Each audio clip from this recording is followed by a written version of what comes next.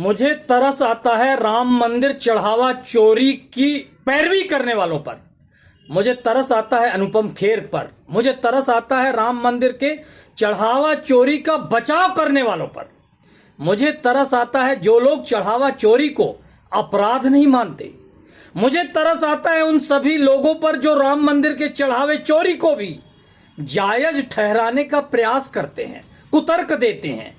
अपराध का बचाव नहीं, अपराध की निंदा होनी चाहिए। भारत की सबसे बड़ी ताकत उसकी आस्था है। करोड़ों लोग अपने मंदिरों, मस्जिदों, गुरुद्वारों और गिरजाघरों में श्रद्धा के साथ दान देते हैं।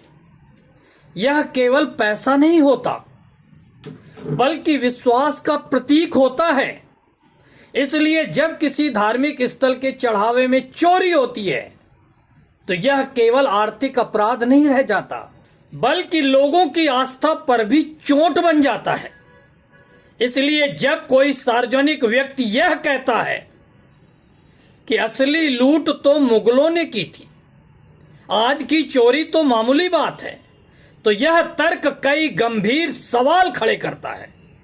पहला सवाल, क्या इतिहास के अपराधों के आधार पर वर्तमान के अपराधों को छोटा साबित किया जा सकता है?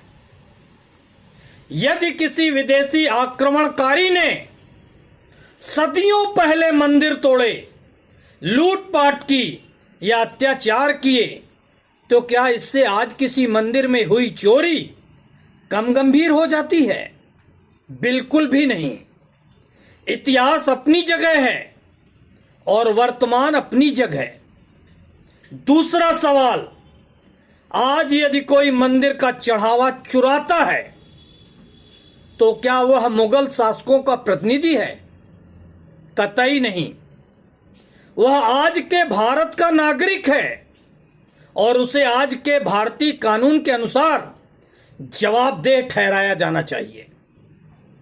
तीसरा सवाल, क्या हम आजादी के लगभग 8 दशक बाद भी हर वर्तमान अपराध का जवाब इतिहास में ढूंढेंगे?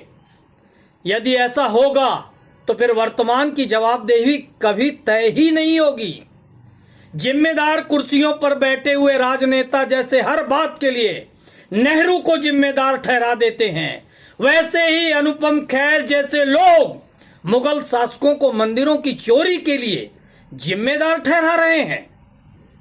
अपराध का कोई धर्म नहीं होता।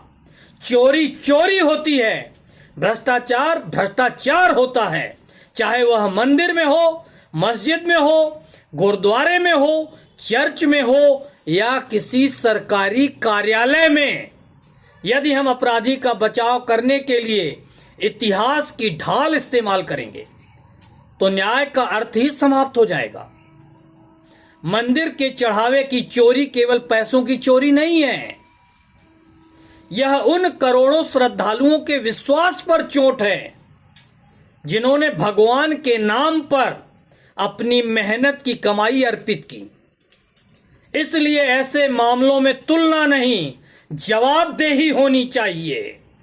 इतिहास से सीखना आवश्यक है, लेकिन इतिहास का उपयोग वर्तमान अपराधों को हल्का साबित करने के लिए नहीं होना चाहिए। यदि कोई व्यक्ति आज अपराध करता है तो उसकी तुलना किसी ऐतिहासिक आक्रमणकारी से करके उसे कम दोषी नहीं बनाया जा सकता। भारत को आज ऐसी सोच की आवश्यकता है जो स्पष्ट रूप से कहे अपराध अपराध है, चोरी चोरी है, और चाहे अपराधी कितना भी प्रभावशाली क्यों न हो, उसके लिए कोई ऐतिहासिक बहाना स्वीकार नहीं किया जा सकता। यही कानून का शासन है, यही लोकतंत्र की आत्मा है और यही करोड़ों लोगों की आस्था का सम्मान भी।